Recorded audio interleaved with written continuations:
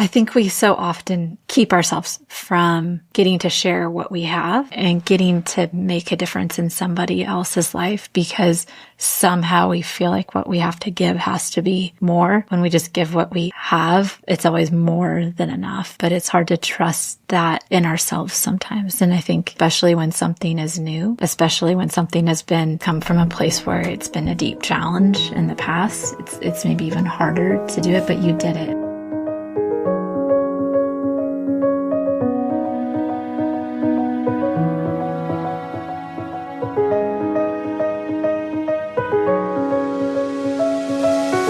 Hey friend, welcome to the Growing Kindness Podcast.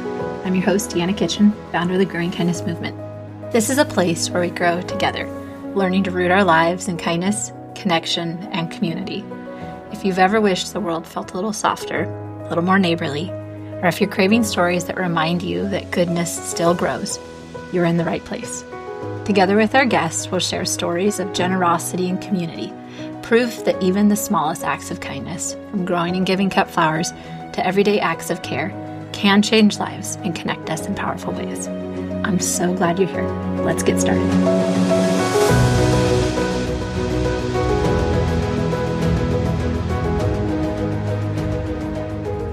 Welcome and thank you for joining us today. It is my honor and delight to get to introduce you to today's guest. Her story is a story of perseverance and choosing kindness, even in the most challenging times. And I know that it is going to inspire you as it has inspired me.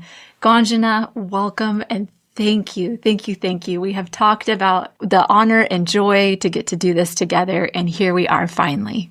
Thank you, Deanna. Though scary, I really appreciate that you thought of me as an inspiration for this podcast. Thank you. You're so welcome. I think many of the people who have already heard your story or parts of your story have been inspired by your choice to choose kindness and choose positivity, even in the face of challenging times. So, Ganjana, every story has a beginning. Do you want to start at the beginning for us?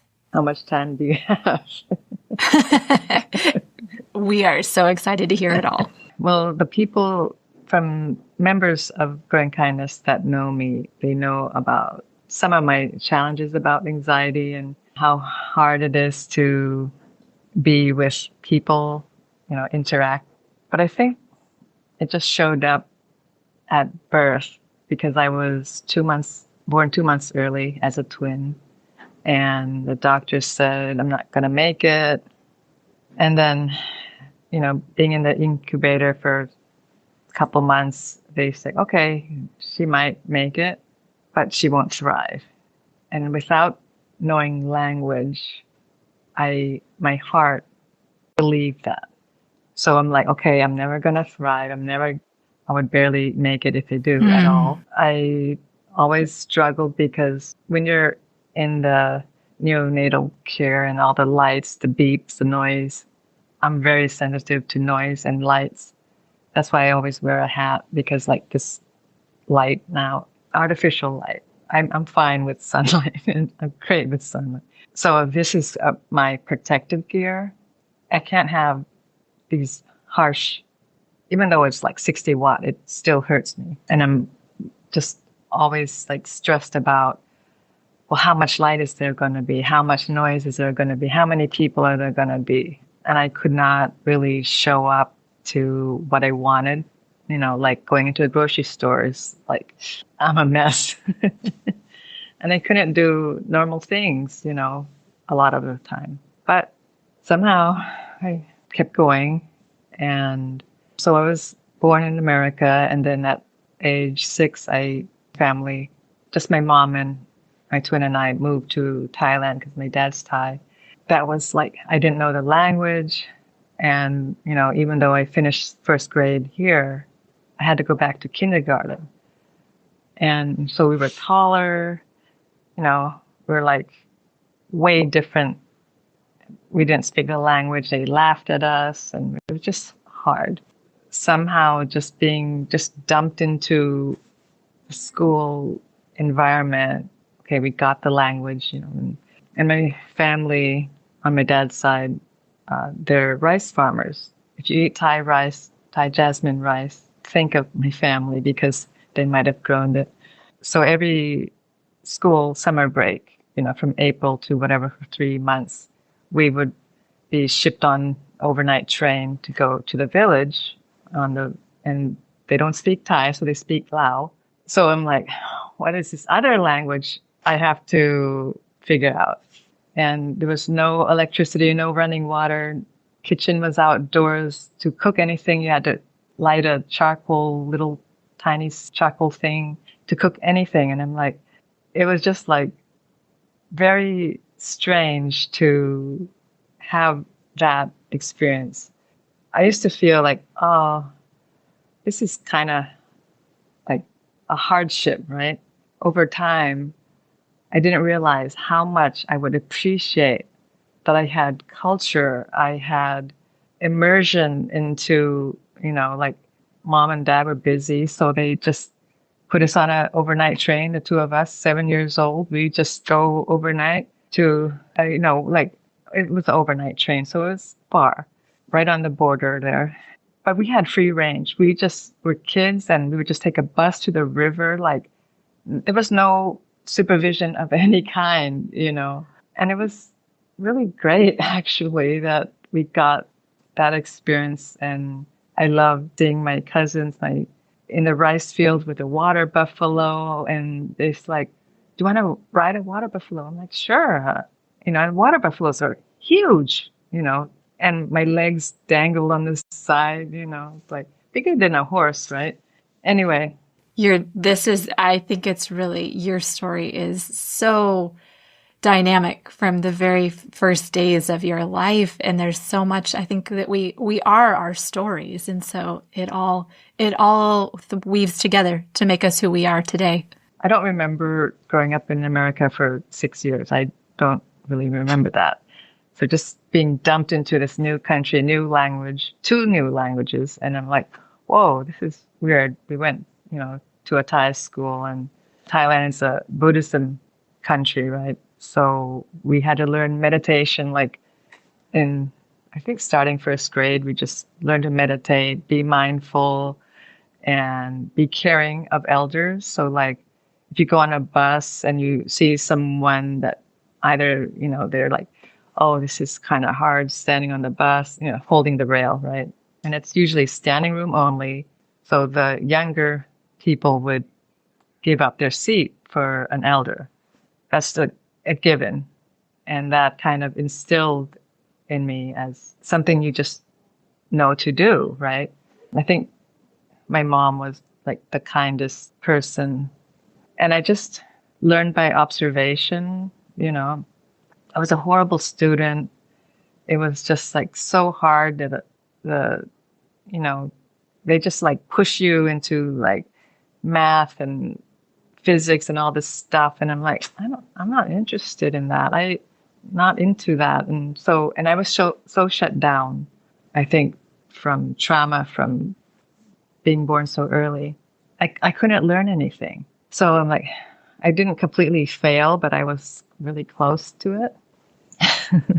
And I just thought, oh, I'm just a horrible student. I can't learn anything. But I was so shut down to protect myself. I just had this armor around me. Your story, I know, because even if you haven't had panic attack, social anxiety, but like anyone who's listening, who, even if you haven't experienced that level, like anxiety is something that is on a continuum. And so it resonates with everybody to know, like we all know, that feeling. Ganjana, I think that even if anyone was listening today and had never experienced anxiety to the point where it was crippling, I think we all can resonate and understand the feeling of anxiousness and fear keeping us from being able to enter into rooms and enter into connections like we would like to. So for you as a young child, this was something that didn't go away. It continued with you and carried with you, even with the help of having mindfulness practices. It sounds like in the parts of your story that I'm familiar with, it wasn't like there was a resource or a support to help recognize at that point that you were struggling. So this struggle continued for you on into your teen years. And how did that unfold for you?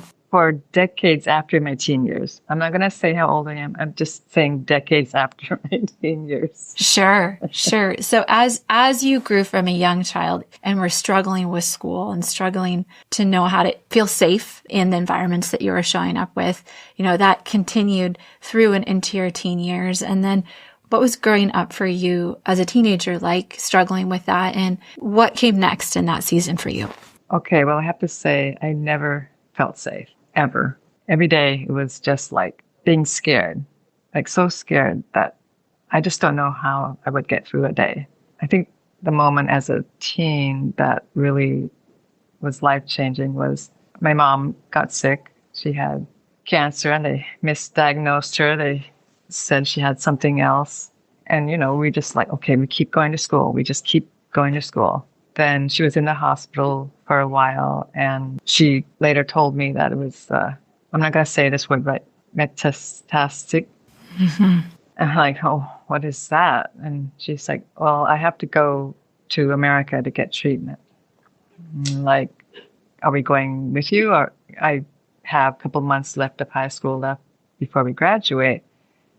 And she said, yeah, stay, graduate. I'm just going to go. And she was directly admitted to a hospital here. So the two of us were just trying to finish school. We couldn't concentrate even harder than I could already concentrate. And we're like, okay, we're going to continue and keep going. In Thailand, education is like the most important thing you can do. But then we get a telegram saying, get a plane ticket and come to America. And I'm like, how do I buy a plane ticket? And she said, also get a transcript. So I'm like, what is a transcript? English, I didn't have enough English. So I went to the principal at the high school and I said, could you help with this? My mom is really sick. And so she said, oh, a transcript is just like what courses you learn so they can translate when you go to school there. And I'm like, oh, okay. So she translated it, for us, and two of us get on a plane. How old were you at this point? We were teenagers, about 17. Wow.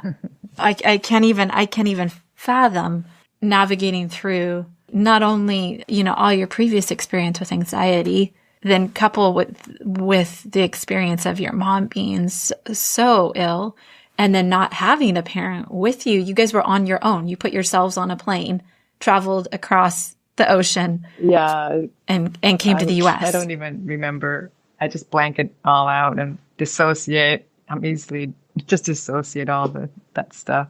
Sure. So we get to SeaTac, and the plane was late, and we were the last to board because we were so scared to get off the plane. Just like America, like I can't remember America. I don't know what this is going to be like. We get off the plane. We don't know where to look for, like, is mom going to pick us up? And this was prior to cell phones, so it wasn't like you were like, oh, we'll be able to be in touch with someone. You're literally just dropped in the middle of an entirely new experience. So I remember walking down the stairs and I'm like, well, how do we get the luggage? And we had one suitcase. That's it. That's all we could take. That was it. We had to leave everything. I had to leave my lovely cat. In high school, we were together, like they just put you in the same class for the 3 years of 9th, 10th, 11th, whatever, 4 years, right? I can't count.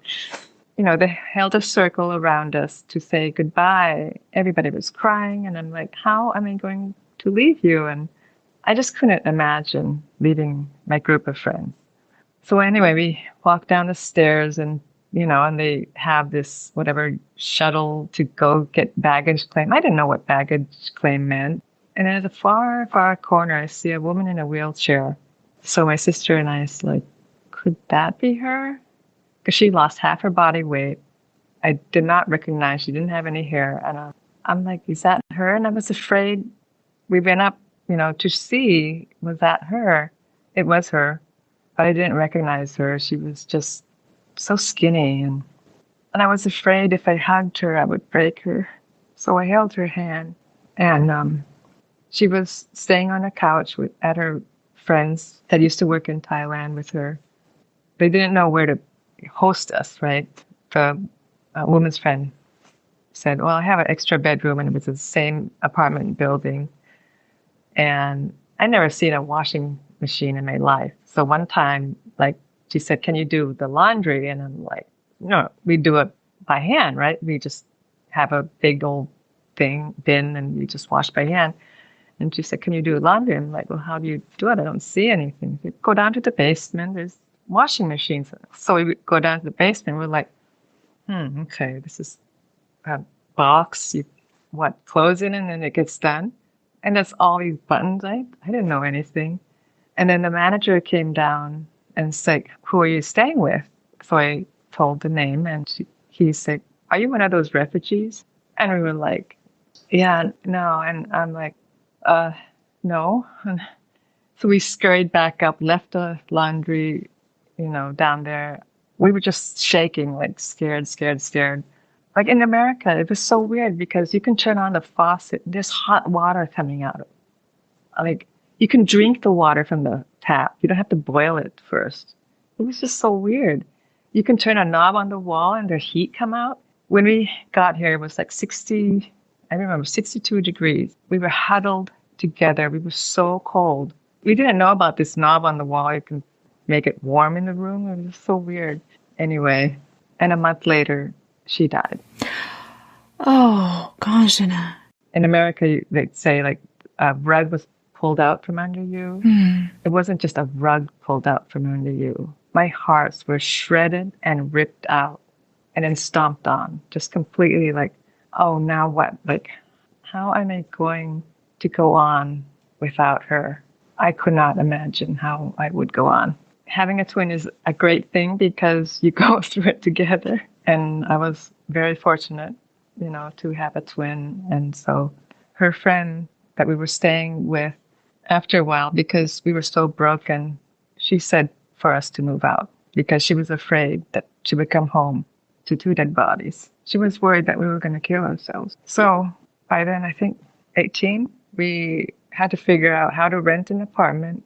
The school helped us get some jobs. And, we were in 12th grade, but because we didn't know English, American history, civics, which, I don't care about all that, we had to go back to 9th grade to get English. And so by then we were like so much older than everybody else.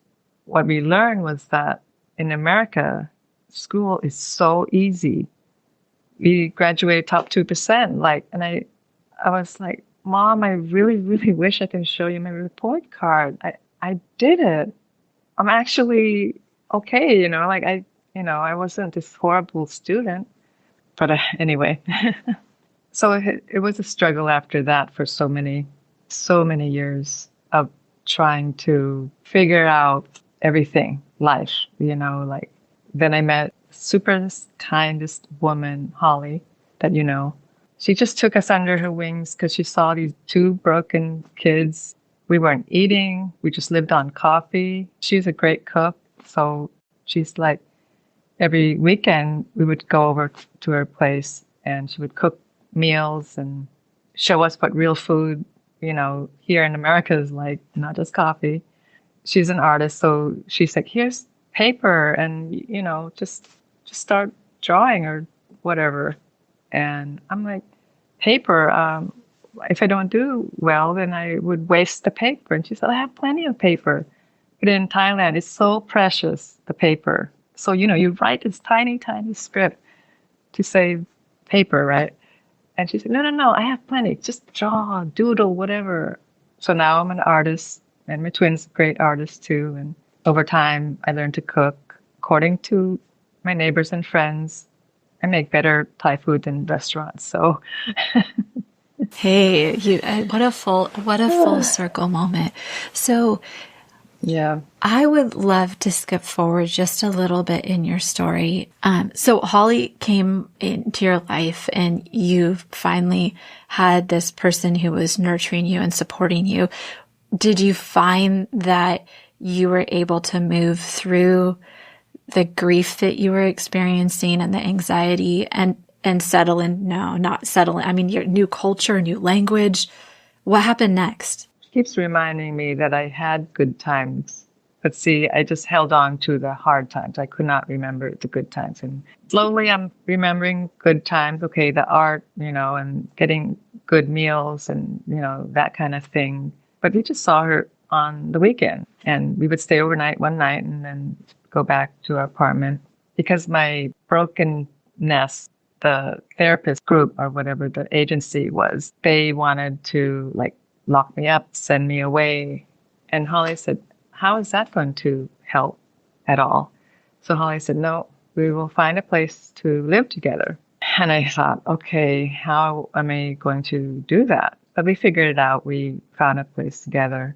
Everybody wrote me off, no matter what. They just said, you're too difficult. You're too hard to deal with. Meaning like I was so broken that they just thought, well, let's like send you away somewhere. And I'm like, I no. And Holly just stood up and said, no, that's not a good place that I could ever thrive.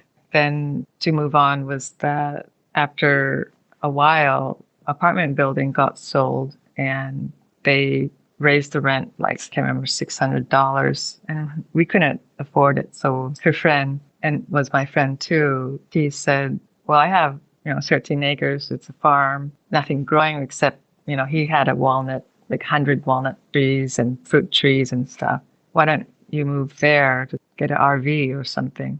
So we did that and we stayed there for like 3 years. And that's when I came into Growing Kindness Project because pretty remote. I didn't know anybody. The neighbors hated us, thinking we were like taking advantage of him. But he invited us there and to take care of him in case he had some health challenges. He was older. And I was very, very afraid of everything still. And I thought, but there's all this new stuff. I, haven't been on an actual like farm and there was all these plants. So I thought, I want to know what these plants are. So I took a foraging class and it was up here and scared to death. And I just kind of like have my hat, I have my blinders on. I'm just going to see what plants that I could eat and forage and stuff. And we had to cook a meal together.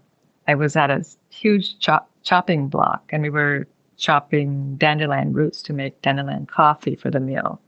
And this woman who can make a friend with a post, and I guess I was the post.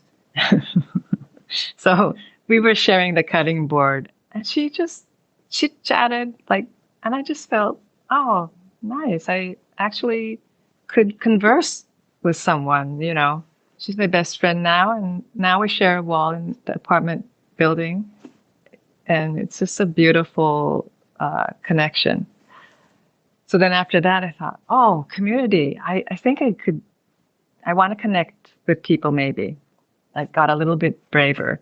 So then it was like Christmas serve at the food bank. But I wanted to see, like, could I get a ham or something? Because they said that's in the box, that's what you would get.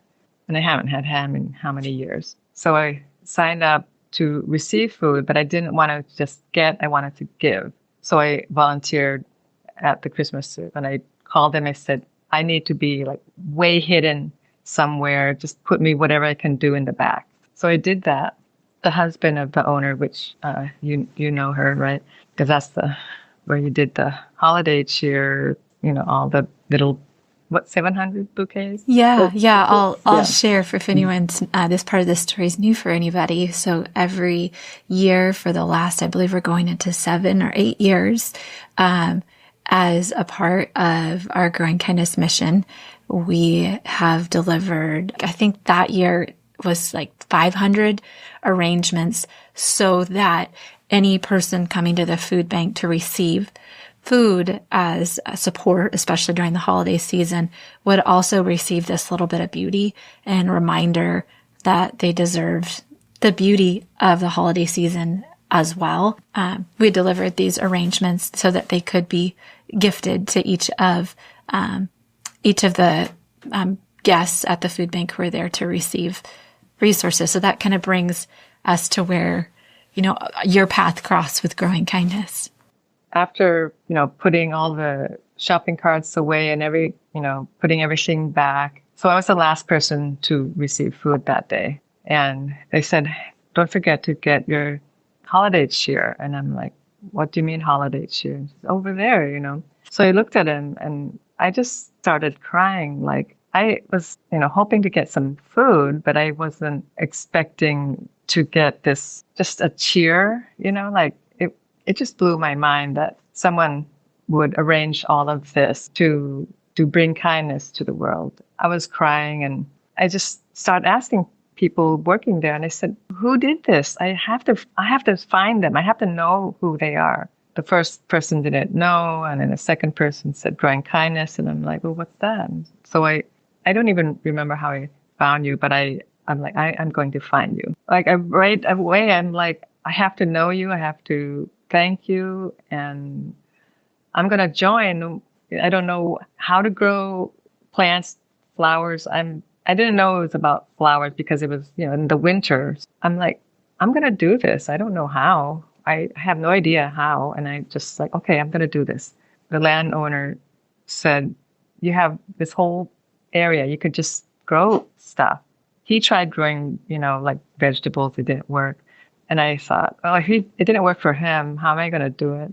But I thought, no, I'm all about experimenting. I love experimenting and trying things, right? So, Holly, who was a gardener for the city, she's like, well, let's put a garden in.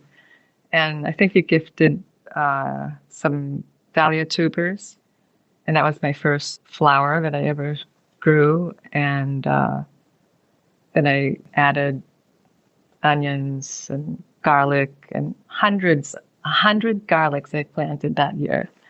And eggplant and all sorts of tomatoes, and it was so successful, like a beginner's luck, I guess. Then I said, oh, now what? I have all these flowers now. What do I do? I have to, the whole mission was to give cheer to others. And I'm like, who am I going to give them to? I was like, I'm not brave enough to give anybody flowers. So cut some dahlias, put them in a bucket. So I went back to the food bank and I was apologizing and I said, I have a bucket of dahlias. I don't know how I could share to, it's not enough for everybody. They said, and by then it was masking everything, so you had to drive in your car and they just put a box. And then the woman said, no problem. Each box will get a dahlia. I'm like, oh, thank you. I was racking my brain out. How am I going to share, enough? And you said, this is enough. So then I think I messaged you or something, and you said, you are enough, and this is enough. And you keep, mentioning that, it was enough. I'm like, okay, it's enough. It's enough. I just like trying to. I think we so often keep ourselves from getting to share what we have and getting to make a difference in somebody else's life because somehow we feel like what we have to give has to be more, when really, when we just give what we have, it's always more than enough. But it's hard to trust that in ourselves sometimes. And I think, especially when something is new, especially when something has been, when it's come from a place where it's been a deep challenge in the past, it's maybe even harder to do it, but you did it. And one thing that I just think I keep hearing you say throughout your story, Ganjana, and I'm sure those listening along with us are hearing this too, is that you kept going. You keep saying I just continued. Like you kept going. Yeah. My twin tells me that I keep going and keep growing. And she keeps reminding me that that's what I do. And yes, it was very hard. It was more than hard. But I felt so much joy that like maybe this one flower would have the same impact that your evergreen that I received, changed my life, right? It really has changed my life. Maybe that one flower did something. Maybe even it was just okay, a few days of, hey, somebody thought of me, and I don't know. So then slowly my heart just kind of like incrementally filling, right?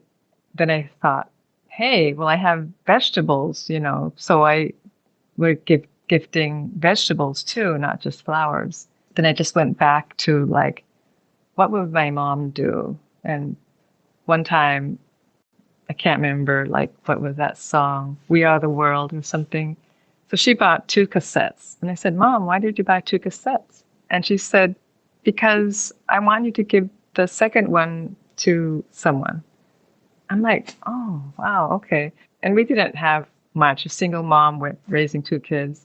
But I just kept thinking, like, okay, I have flowers, but I also have vegetables. So maybe I could share those too. And so it was a very slow, progressive filling of my heart. I think one of those times I finally, like, I heard a noise and I'm like, what is that? I heard the birds sing. I was so shut down and closed off. I never noticed the birds sing. And I thought, wow, the world is really cool, like, I think what the starting a garden has changed me was that I had to first be kind to myself. I was never kind to myself. I was so critical. I was just like, everything was mental anguish and everything was like wrong. But being in the garden, putting my hands in the soil, I had to be kind to myself before I can give to others. And then when I started being kind to myself, I used to wish that, okay, if I did something, people would thank me or something. I was looking for that. But then I'm like, no, I can thank myself. Like, thank you. I did this, And once I started doing that, it didn't matter anymore. Like, I was good. I was, happy that I, did either, it's all about thinking. Like, if you're kind in thinking, thoughts and words, right? Deeds, right? Then,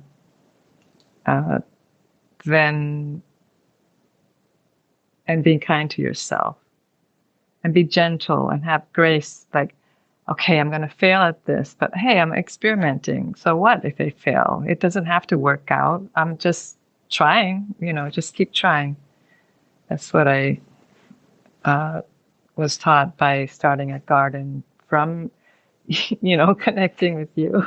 Yeah. So growing a garden helped you learn self-compassion. Oh, compassion. Yes, totally. Through that compassion, you were able to begin reaching out in ways that you hadn't in your community and connecting with people in ways that you hadn't before. I remember you shared with me once the way that it made you feel when you could walk into a room, whether that was a doctor's office reception area or anywhere else. You shared with me how differently you felt when you were able to walk in. I felt brave. Yeah, you shared that you would carry flowers, and carrying flowers in changed the way that you felt you could engage with people and with different experiences. That was like my brave, would it be like a ticket to, because I wasn't brave at all to do anything. But if I had flowers in my hand, I'm going to give, to like the cancer center. Beautiful story was that I only had 1 bouquet, but the whole, 2-hour ride to the cancer center, I was brave that, okay, this is going to be for someone, right?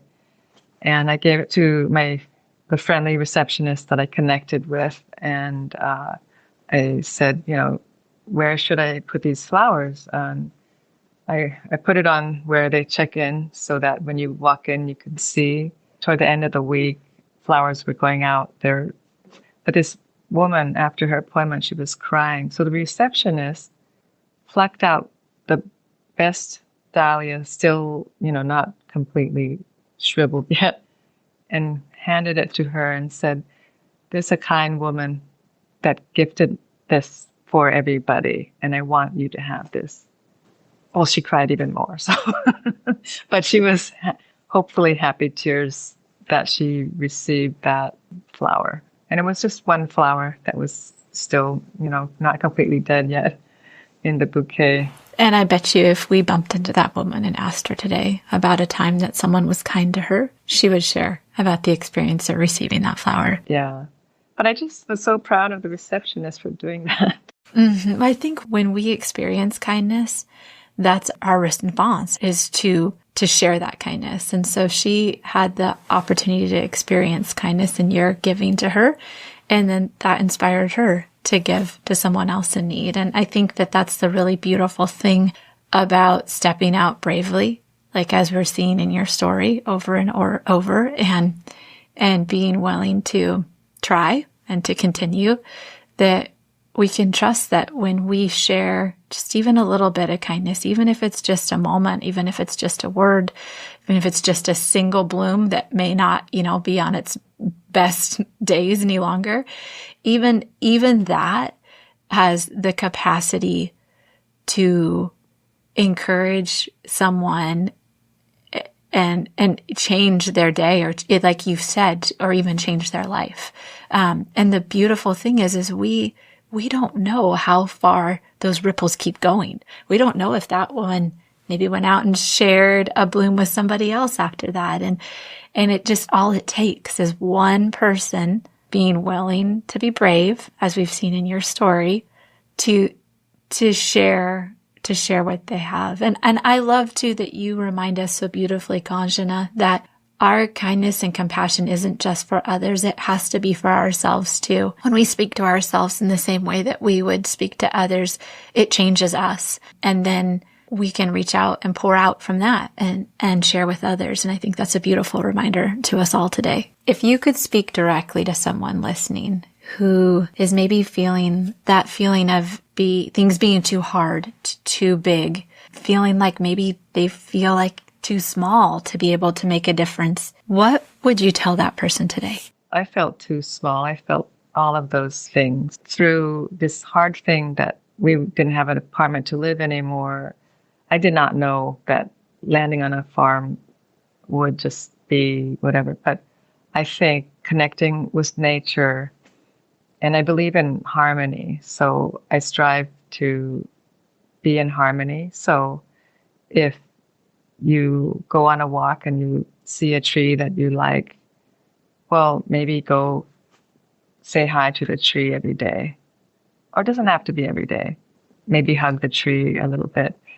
I mean, I had no idea that I would meet my best friend across the chopping board, so maybe go out and do something.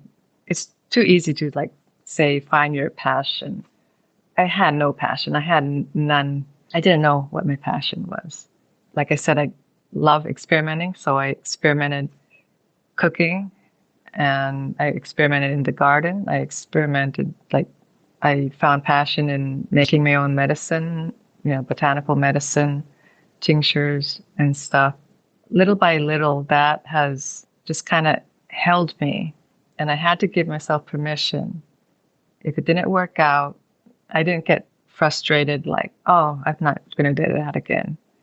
I just kept going and kept growing. I don't know if I have any advice for people. I can only say what I did for myself. And gardening has taught me to be observant of other people's needs. When I focused on observing, I wonder, what can I do for that person? I don't have much, but what I do, I like to share. And could I make their day a little bit better? And I notice patterns a lot. So I haven't seen them for maybe a week or so. Maybe I go check on them, are you okay? Do you need anything? So by noticing something, instead of focusing so much on my mental anguish or whatever that, in the past that it was happening, I started noticing what other people who might need something and be mindful of that. That has, I think, kept filling my bucket more. And, knowing you through all these years, it's metaphorically, you would carry a bucket and watered me over time. It's just one bucket maybe in a while, and then you would dump another bucket to, you were patient. You slowly just gave me water and gave me grace and space to be. And I think that has nourished me so much. And like the connections of the members of the Growing Kindness group. I have great connections with, about, I don't know, 4 or 5 people. It's just amazing. Mm-hmm.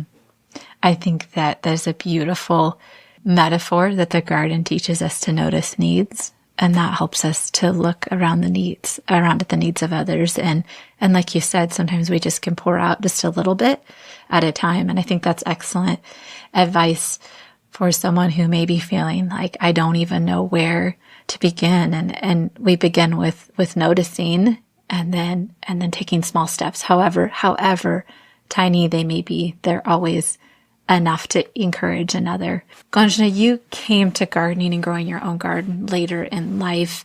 And I know from my experience with you, you've had several different sizes and styles of garden as your life situation has changed.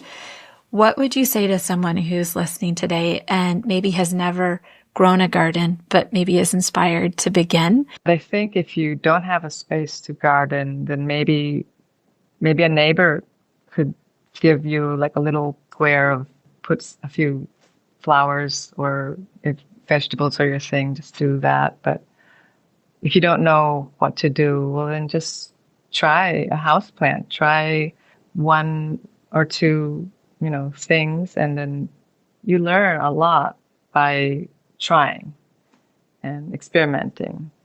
What would you say has surprised you the most about this journey and the changes that has brought learning to grow a garden and give flowers as acts of kindness? I think what surprised me the most is that I'm finding myself. I didn't, think I would be alive. And this year is really a difficult year.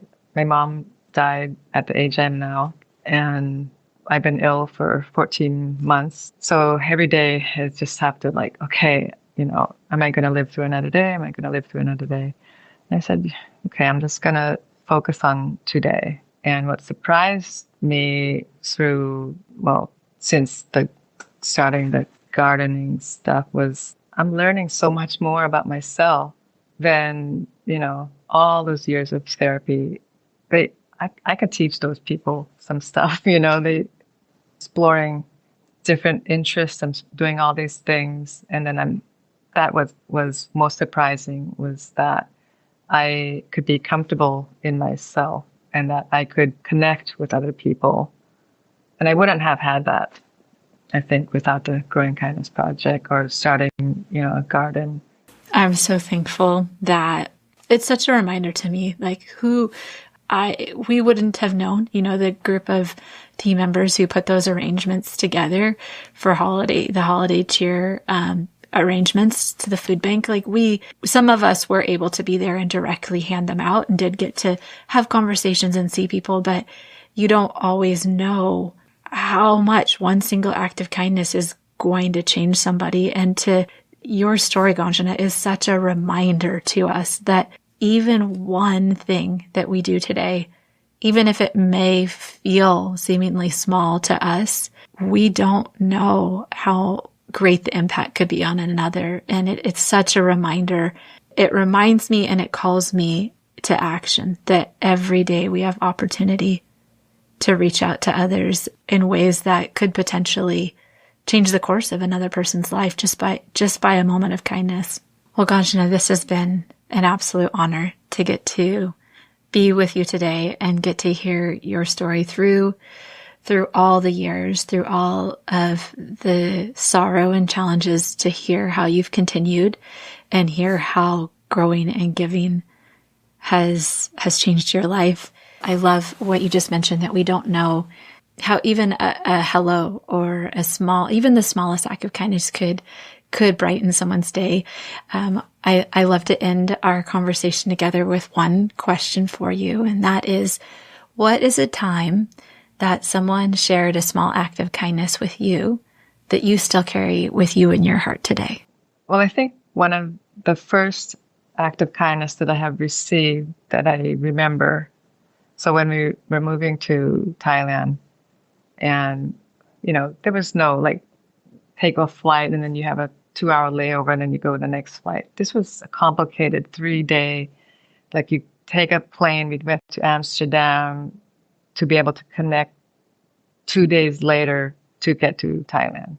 And we went to Amsterdam and mom said, well, let's take a boat, have some fun. We have, I think it was 4 hours before we had to connect at some point. Well, the boat broke down, so we were stuck. By the time we scrambled to the airport, the plane had left. So I'm standing there in the airport crying. I'm never going to see my dad again. I'm never going to see my dad again. We didn't have enough money to get a hotel room. And this he was a white-haired older man, sorry. And he just kind of kneeled down and he said, "What's wrong, girl?" And so mom explained that we don't have a hotel. Now we have to wait 2 days. And he said, "Well, I have a room that you can stay in, and I won't take pay." And I remember that he didn't, when you see some kid crying in the airport, you just walk away further, right? You don't come and see what you can do to help, or is there something that is going on? So I remember him. The power of noticing and responding. Ganjana, thank you so much for sharing your heart, for sharing your story with us today. It has been a privilege and an honor to get to spend this time with you.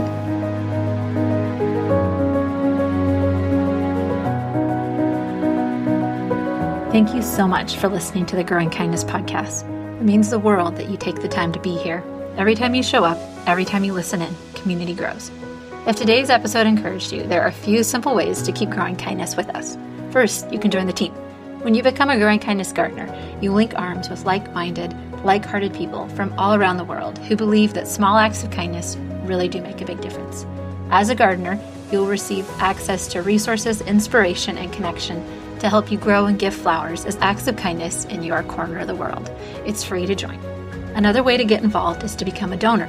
This podcast is made possible by the generosity of our donors, kind-hearted people who believe, just like you, that stories of goodness are worth sharing. If you'd like to help us share more stories just like today's, visit growingkindnessproject.org/donate to make a gift and keep kindness blooming. We'd love to stay connected with you. You can sign up for our newsletter or find us on Instagram at Growing Kindness Project. We'd love to keep in touch and cheer you on as you grow kindness in your community. And finally, if this episode touched your heart, would you share it with a friend? It's one of the simplest ways to spread kindness today. I'm so grateful you're here. Until next time, keep growing kindness, one bloom at a time.